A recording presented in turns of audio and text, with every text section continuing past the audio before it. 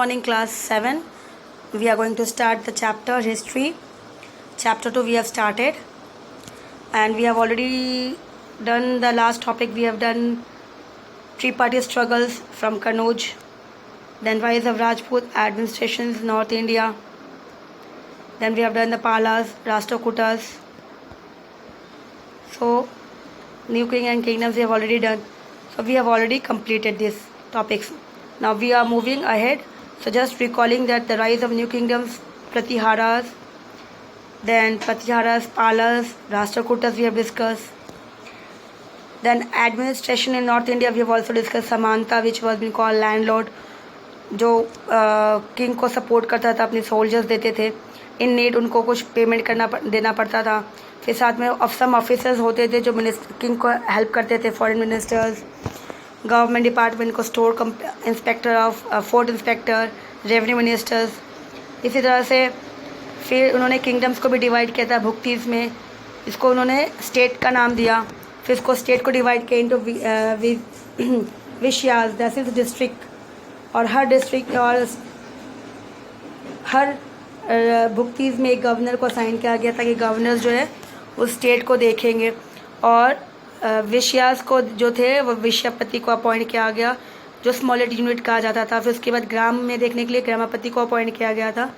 तो अब हम शुरू करेंगे. आज हम सोसाइटी से शुरू करेंगे.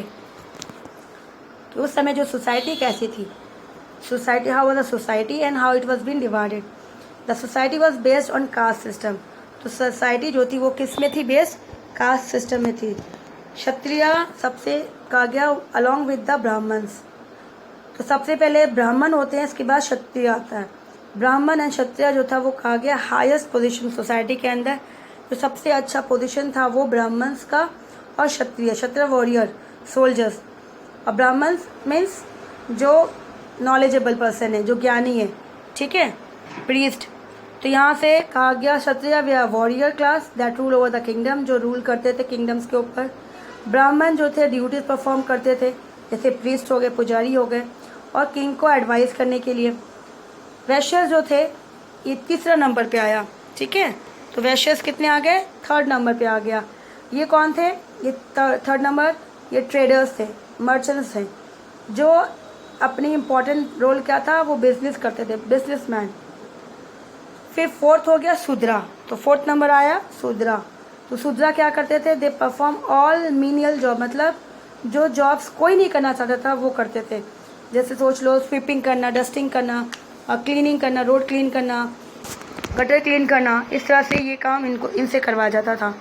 तो इसी तरह से ये चार कास्ट जो थी इंडियन सोसाइटी में थी.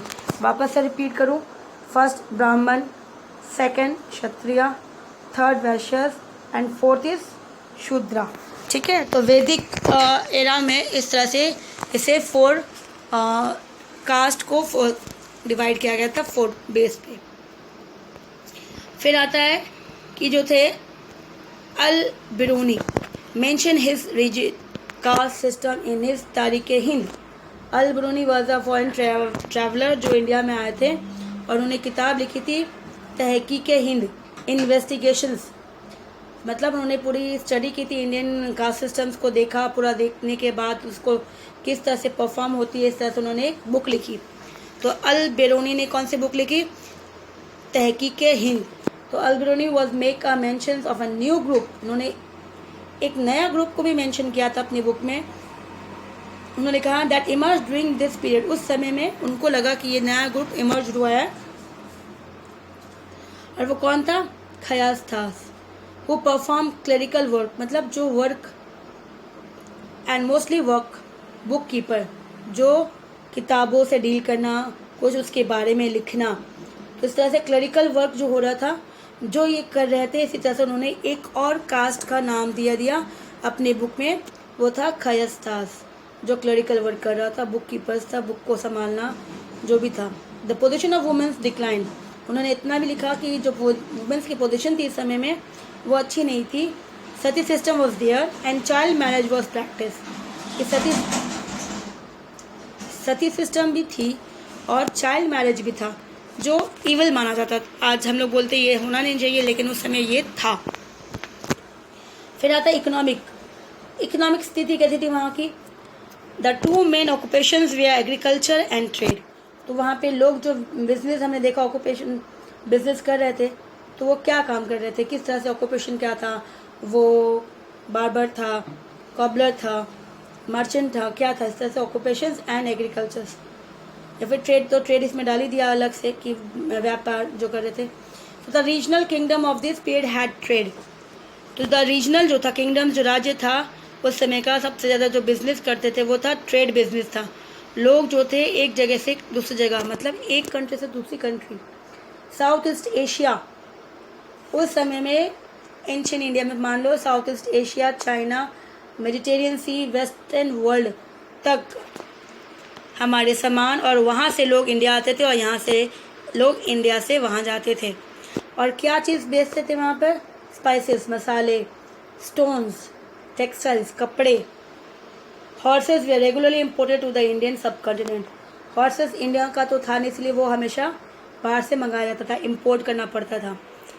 ट्रेड गिल्ड, अब ये ट्रेड गिल्ड, जैसे ट्रेड आज हमारे यहाँ पे ट्रेड कोई नया बिजनेसमैन एंटर नहीं कर सकता, there was some rules and regulations.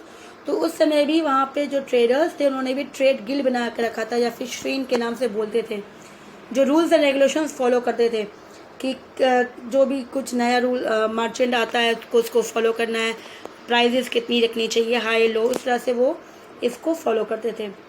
तो guild has an important position in the city administration as well, और ये सिटी एडमिनिस्ट्रेशन के अंदर भी था। फिर बाद में आता है उसी समय, उसी एरा में टर्किश इन्वेशंस, मतलब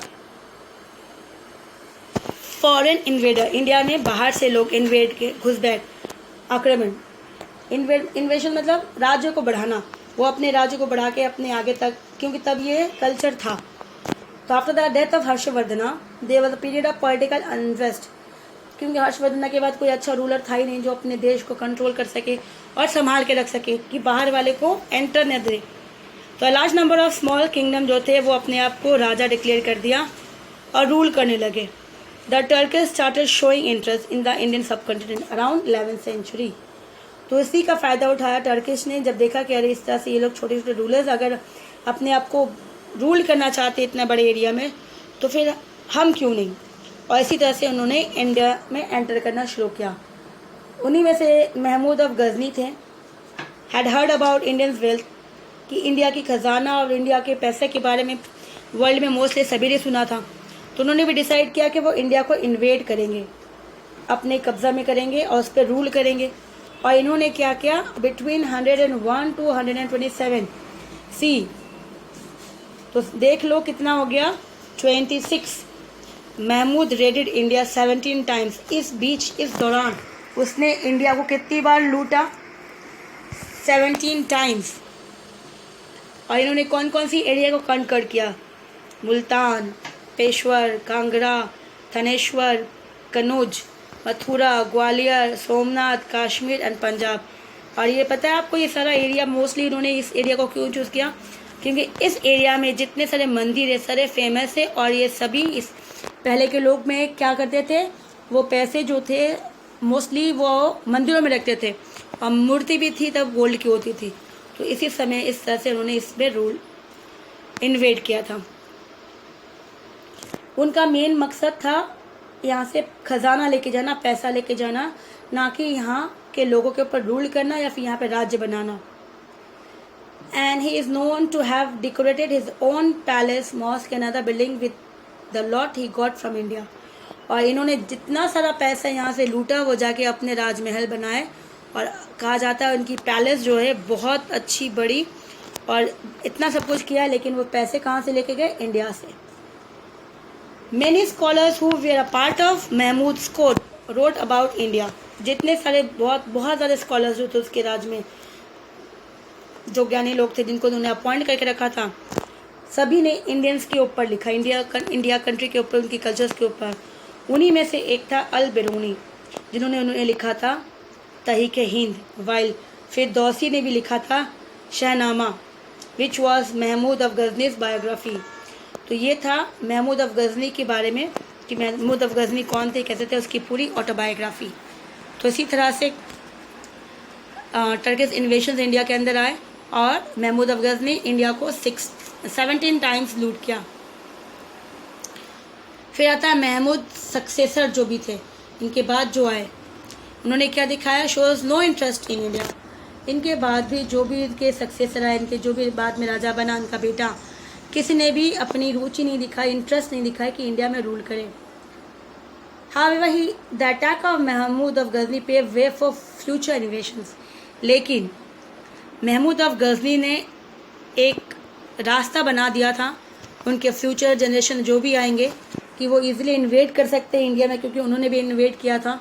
तो इसी तरह से इन 1150 में Ghaznavid empire was captured by Ghorid who belongs to Ghor and which is the part of present day Afghanistan. तो कहा जाता है गजनविद अम्पायर जो था उसने वॉज कैप्चर्ड, किसने कैप्चर किया, गोरिद ने किया था, और वो गोर ट्राइब से बिलोंग करते थे, और आज जो प्रेजेंट अफगानिस्तान है वो वहाँ पर है। फिर 1187 में Lahore, the last stronghold of Ghaznavid, they are conquered by Mahmud Ghori. तो इसी तरह से लाहौर जो था लास्ट स्ट्रॉन्ग होल्ड था किसका, गजनविद का, लेकिन बाद में इसको भी कनकर किया किसने, महमूद ऑफ गौरी ने कनकर किया। अनलाइक महमूद गजनी, तो यहाँ पे देखो गजनी एंड गौरी अलग है, ठीक है, ये मोहम्मद गौरी है और ये गजनी अलग है। तो इस तरह से यहाँ पे वापस देख लो कि 1100 हमने अभी क्या पढ़ा कि महमूद सक्सेसर जो थे को कोई इंटरेस्ट नहीं था, और जिसके कारण वो इंडिया में आए नहीं, लेकिन उन्होंने रास्ता बना दिया था दूसरों के लिए। तो महमूद ऑफ गजनी पे वे फॉर फ्यूचर इन्वेशन। तो फ्यूचर इन्वेशन में कौन आया, गजनविद अम्पायर जो थे, जो कैप्चर किया गोरिद ने, और उसने वो कौन से बिलोंग से थे, कहाँ से, गोर ट्राइब्स से थे, और इन्होंने अफगानिस्तान प्रेजेंट उस एरिया में अपना कैप्चर किया। साथ साथ इन्होंने क्या किया, कनकर महमूद लाहौर को भी कैप्चर किया मोहम्मद गौरी ने, गोर से गौरी। तो जिस तरह से अनलाइक मोहम्मद गजनी वो जिस तरह से नहीं चाह रहे थे इंडिया में रूल करना, तो मोहम्मद गौरी भी नहीं चाह रहा था इंडिया पे रूल करना। इसका भी मकसद था सिर्फ और सिर्फ यहाँ से जितना हो सके खजाना ले जाना। तो ये दोनों अलग अलग है, ये महमूद गजनी और मोहम्मद गौरी है। The Prithviraj Chauhan's military achievements included bring Mahoba, Bundelkhand and Gujarat under the Chahamana dynasty, या फिर चौहान डायनेस्टी को चाहमाना को चौहान बोला जाता है। तो पृथ्वीराज चौहान मिलिट्री सक्सेस, तो पृथ्वीराज कितने बड़े अचीवमेंट थे, उसकी मिलिट्री कितनी बड़ी थी, उसने लड़ाई लड़ी थी, सब चीज़ लिखी गई है एक बुक में। और लिखा किसने था, चंद बरदई ने लिखा था, जो उसके उनके राज में एक कवि था, और उस बुक का नाम था पृथ्वीराज रासो। उसमें पृथ्वीराज की ऑटोबायोग्राफी लिखी गई है पूरी। नाउ मोहम्मद गौरी जो थे, इन्होंने 2 बैटल फाइट की थी, बैटल ऑफ तरेन अगेंस्ट पृथ्वीराज चौहान बैटल, ठीक है, 2 बैटल फॉट की थी पृथ्वीराज चौहान के साथ। Prithviraj Chauhan died in the second battle, पहले बैटल में पृथ्वीराज जीत जाते हैं, और दूसरी बैटल में पृथ्वीराज मर जाते हैं, घायल हो जाते हैं, जिसके लिए उनको बंदी बनाया जाता था, और उसके बाद वो मारे जाते हैं। तो after Prithviraj Chauhan death, Mohammad Ghori led the foundation of the Turkish rule in India. तो पृथ्वीराज के मरने के बाद मोहम्मद गौरी ने अपना नींव इंडिया में रखा, और इस तरह से इस्टेब्लिश किया टर्किश एम्पायर।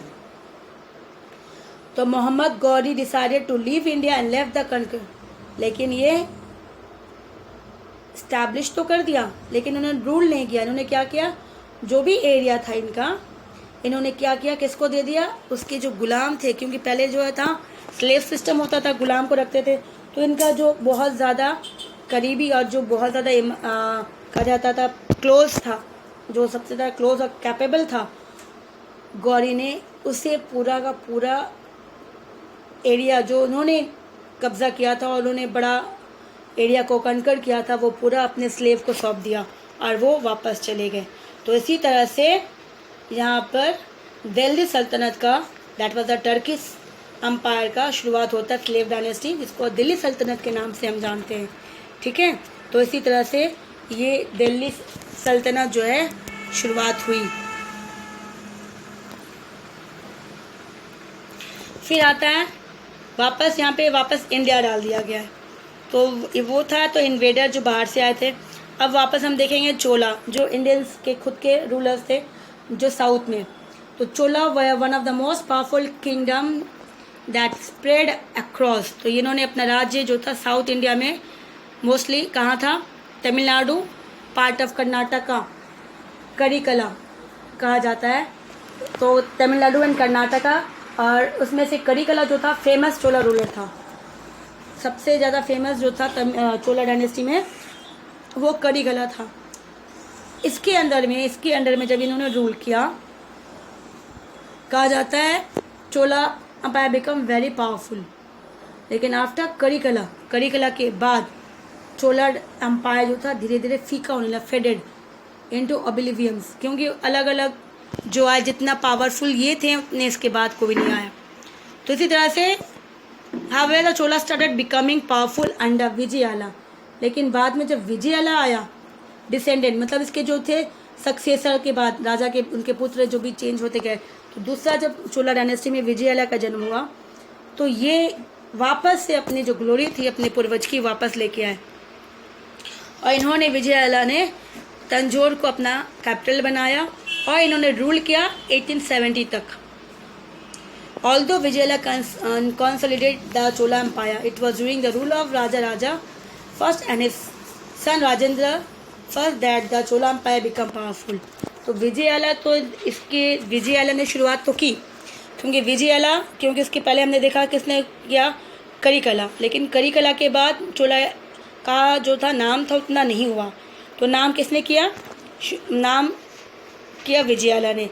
तो विजयाला ने जो नाम किया, लेकिन इस नाम को और ज़्यादा पॉपुलर किसने किया, इन्हीं राज्य में विजयालय के जो पूर्व मतलब उनके वंशज जो आए, राजा Rajeshwar first and Rajendra first, क्योंकि ये दोनों ही बहुत पावरफुल और बहुत ही फेमस रूलर बने चोला डायनेस्टी के।